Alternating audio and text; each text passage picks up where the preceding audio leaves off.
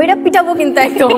তার আগে বলতে চাই যে তাদেরকে মিনিমাম কয়েক ঘন্টা পিটানো উচিত। বুবলি বুবলি বুবলি মেগাস্টার শাকিব খানের সাথে অভিনয় করে যার পরিচিত লাভ। আর এই বুবলি এবার শাকিবের নতুন সিনেমা তাণ্ডবের নায়িকাকে নিয়ে এমন কিছু কথা বলেছে যা শুনলে রীতিমতো আপনার মাথায় ঘুরে যাবে।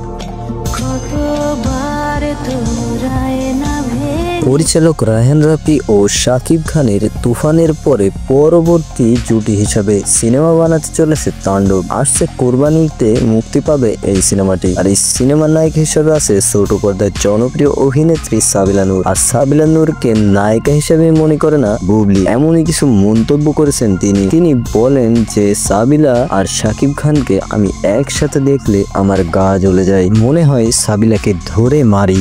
সাবিলাকে তো নায়িকাই মনে করি না। তো বুবলি এবং সাবিলা শাকিব খানকে নিয়ে আপনার কি মতামত? বুবলি সাবিলাকে নিয়ে যা বলেছে তা আপনার কাছে সঠিক মনে হয়ে থাকলে সেটি আমাদের কমেন্ট বক্সে জানিয়ে যাবেন। আর শাকিব খানের সাথে কোন নায়িকা তাণ্ডব সিনেমা থাকলে ভালো হতো সেটিও জানাতে পারেন।